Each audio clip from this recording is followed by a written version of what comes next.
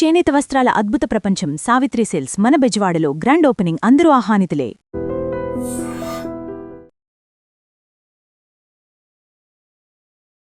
నమస్కారం, మీరు చూస్తుంది ఐ డ్రీమ్. నేను మీ కీర్తి.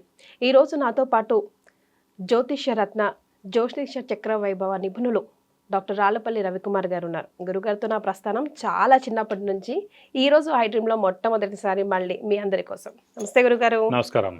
సో ద్వాదశ రాశిలో భాగంగా మిథున రాశి వారికి ఎలా ఉండబోతుందండి? తప్పకుండా అండి. మిథున రాశి అనగానే మనకి మృగశిర 3-4 పాదాలు, ఆరుద్ర 1-2-3-4 పాదాలు, పునరోస్ 1-2-3 పాదాలు, ఈ నక్షత్రాల సమూహంతో మనకి మిథున రాశిలోకి వస్తుంది.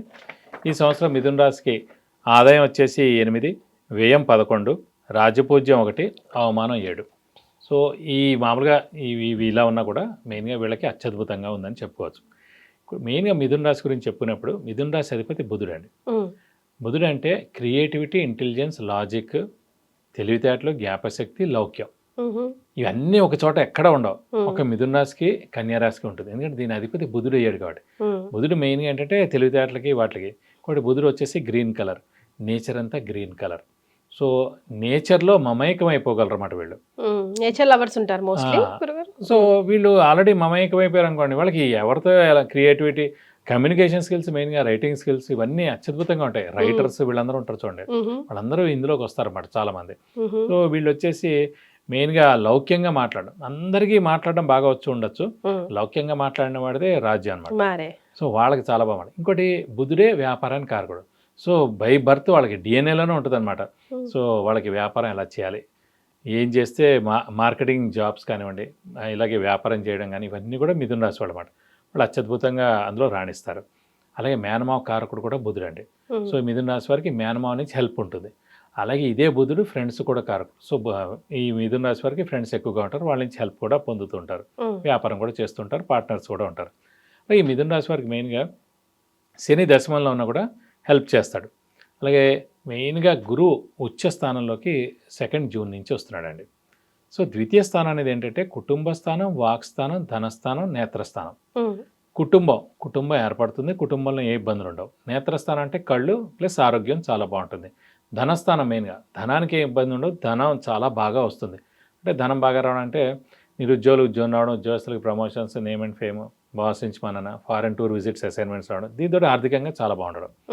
సో వాక్ స్థానం అంటే ఏంటంటే మెయిన్గా walk related jobs. For example మీరు ఉన్నారు, యాంకరింగ్ మీ జాబ్, డబ్బింగ్ మీ జాబ్, సింగర్స్ ఉన్నారు, పాటలు పాడేది ఉంటుంది, అలాగే స్పీచ్ ఇచ్చేవాళ్ళు ఉంటుంది, టీచర్లు ఉంటారు, రోజు మొత్తం 8 గంటలు చెప్తూనే ఉంటారు. టీచర్లు, ప్రొఫెసర్స్ వీళ్ళందరూ కూడా ఈ ఫీల్డ్లోకి వచ్చిన వాళ్ళు అన్నమాట.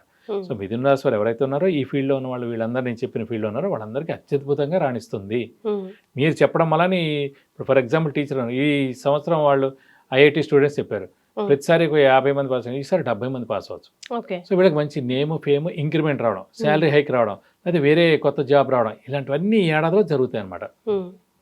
సో కుటుంబం ఏర్పడుతుంది అని ఒక మాట అన్నారు, అంటే వివాహ యోగం ఉందండి? ఖచ్చితంగా. ఎందుకంటే ద్వితీయ స్థానం అంటేనే కుటుంబ స్థానం కదా. ఆ వివాహితులు ఎవరైతే ఉన్నారో వారందరూ కూడా ఇప్పుడు గట్టిగా ప్రయత్నించి మనస్ఫూర్తిగా మేము రెడీగా ఉన్నాం, వివాహం చేసుకోవాలని అనుకుంటున్నాను ఒక సిగ్నల్ పేరెంట్స్కి ఇస్తే చాలు, వాళ్ళు గట్టిగా ఫాస్ట్గా వెతుకుతారు, త్వరగా దొరుకుతుంది. గురుబలం లేనప్పుడు 100 మ్యాచెస్ మీరు చూసినా, అన్నీ దగ్గరగా ఉన్న జాతకాలు కలిసినా కూడా ఏదోటి అటు నుంచి పక్క నుంచి ఏదోటి మెల్లగా పక్కకి తప్పుకుంటాయి.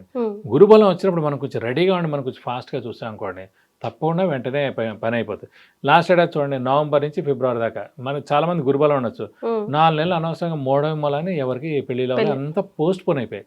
అందుకే ఈసారి దేవుడి వల్ల ఏదో 1 మంత్ 1.5 మంత్ ఉంది మోడడం కాబట్టి పర్వాలేదు. కాబట్టి ఖచ్చితంగా ఈ సంవత్సరం బోల్డ్ టైం ఉంది. మెయిన్గా గురువు ఉచ్చ స్థానంలో ఉన్నాడు. ఈ సమయంలో వివాహం చేసుకుంటే ఇంకా అత్యద్భుతంగా మీ లైఫ్ ఉంటుంది. దాంపత్యం ఇద్దరిది కూడా చాలా బాగుంటుంది. సేమ్ సంతానంకి కూడా సంతానం ఇంకా ఎక్స్ట్రాడినరీ అండి. ఎందుకంటే సంతానం ఇందాక కూడా చెప్పుకున్నాం, ఈ సంవత్సరం ఎవరికైతే సంతానం పుడుతుందో చాలా మంచి. ఎందుకంటే మెయిన్గా గురువు ఉచ్చలో ఉండడం అలా. సో ద్వితీయ స్థానంలోనే అంత ఉచ్చ స్థానంలో గురువు ఉన్నప్పుడు కాబట్టి ఖచ్చితంగా సంతానం లేని వారికి ఖచ్చితంగా సంతానం కలుగుతుంది. చిన్న ప్రాబ్లమ్స్ ఏవో జరుగుతాయి మిథున రాశి వారికి, అంటే యాక్సిడెంట్ లాంటివి అయ్యే ప్రమాదాలు ఉన్నాయి అని తెలుసుకున్నాం. అంటే డిసెంబర్ నుంచి ఏమవుతుందంటే రాహుకేతులు మార్పు ఉందండి. ఆ రాహు వచ్చేసి మనకి అష్టమ స్థానంలో వస్తాడు. సాధారణంగా అష్టమ స్థానం అనేది ఏంటంటే యాక్సిడెంట్ స్థానం, ఆయుష్ స్థానం కూడా అన్నమాట. సో అలాంటి సమయంలో మనకి ఏంటంటే డిసెంబర్ తర్వాత నుంచి ఒక 1.5 year మిథున రాశి వారికి వెహికల్ డ్రైవింగ్ జాగ్రత్తగా చేయాలి మనం. సో జాగ్రత్తగా ఇప్పుడు హెడ్ ఫోన్స్ పెట్టుకుని మాట్లాడడం, లేదా డ్రైవింగ్ సీట్ లో కూర్చోకపోవడం కూర్చోవడం, వెనక్కి కూర్చుంటే పర్లేదు. అలాగే మన వెహికల్ ఎవరికి ఇవ్వకుండా ఉండడం మంచిది. ఎందుకంటే మన వెహికల్ పేరు మన పేరు ఉంటుంది కదా, మరే దానికి యాక్సిడెంట్ జరగచ్చు. అలాగే బాగా దూరాలు వెళ్తున్నారు, ఓ డ్రైవర్ని పెట్టుకోండి, అయితే అలర్ట్గా ఉండండి. కొంచెం జాగ్రత్తగా మటుకు ఉండాలి మిథున రాశి వరకు వెహికల్ డ్రైవింగ్ విషయంలో, వెహికల్ విషయంలో. ఎస్. సో మనం చెప్పాం కాబట్టి ఈ వీడియో అందిన వారు డెఫినెట్గా జాగ్రత్తలు తీసుకుంటారు గురుగారు. ఎలాంటి రెమెడీస్ కూడా వీరు పాటిస్తే ఇంకా బాగుంటుంది, కలిసి వస్తుంది? మెయిన్ ఏంటంటే గురువు చాలా బాగున్నాడు, గురువుకి ఏం రెమెడీస్ అక్కర్లేదు. రాహు చాలా మెయిన్గా శని చాలా బాగున్నాడు, అవసరం లేదు. మెయిన్గా రాహుకి మటుకు చేయించాలి. ఎందుకంటే అష్టమ స్థానంలో రాహు ఉన్నాడు కాబట్టి రాహుకి మటుకు 18,000 సార్లు జపం చేయించి మినపప్పు కేజీంపో ఒక 1,000 రూపాయల వర్త్ గోల్డ్ ఐటమ్.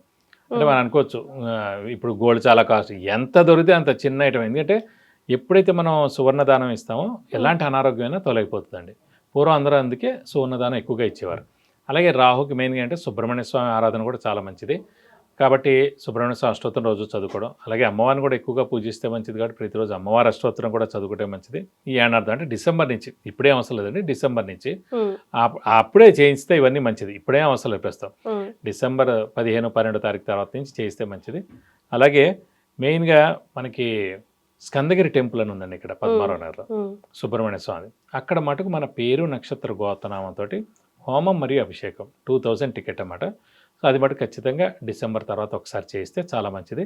అంటే మెయిన్గా ఎలాంటి అంటే ఎక్కువగా సుబ్రహ్మణ్య స్వామి ఎందుకు చెప్తున్నా అంటే కుజదోషం కానీ, కాలసర్పదోషం కానీ, నాగదోషం కానీ, భార్యాభర్తల మధ్యన అన్యోన్యత లేకపోయినా, వివాహం ఆలస్యం అవుతున్నా, అలాగే మెయిన్గా సంతానం లేకపోయినా, ఆర్థికంగా ప్రాబ్లమ్స్ ఉన్నా, అలాగే అప్పులు ఎక్కువగా ఉన్నా, ల్యాండ్ రిలేటెడ్ లిటిగేషన్స్ ఉన్నా, కోర్టు కేసులు ఉన్నా, ఇలా ఇవన్నిటికి కూడా ఆయనే హెడ్ సుబ్రహ్మణ్య స్వామి. అందుకే ఆయనే పట్టుకుని రోజు మనం సుబ్రహ్మణ్య స్వామి అష్టోత్తరం చదువుకుంటే మంచిది. ప్రతి మంగళవారం ఉపవాసం ఉంటే చాలా మంచిది. ఇలాంటివన్నీ మనం చేసుకున్నాం అనుకోండి, ఎలాంటి దోషాలు ఉన్నా తొలగిపోతాయి. అప్పుడప్పుడు ఈ ఏడాదికి ఒకసారి ఆ హోమం మరియు అభిషేకం స్కందగిరి టెంపుల్లో చేయించుకుంటే కూడా మనకి అన్ని విధాలా మంచి చేకూరుతుంది. ఎస్, లైఫ్ అంటేనే is all about ups and downs, వస్తూ ఉంటాయి, వెళ్తూ ఉంటాయి. రెమెడీస్ని ఇన్ టైంలో తెలుసుకొని పాటిస్తే కొండంతలో పోయేది గోరంతలో పోతుంది, అంతే కదా గురుగారు? మీ సమస్య ఏదైనా కింద స్క్రోల్ అవుతున్న నంబర్కి ఒక్కసారి కాల్ చేసి గురుగారి అపాయింట్మెంట్ తీసుకుంటే కనుక సరైన సమాధానం మీకు దొరుకుతుంది, మీకు కొంచెం ఊరట లభిస్తుంది, అంతే కదా గురుగారు? చాలా సంతోషం అండి, ధన్యవాదాలు. నమస్కారం.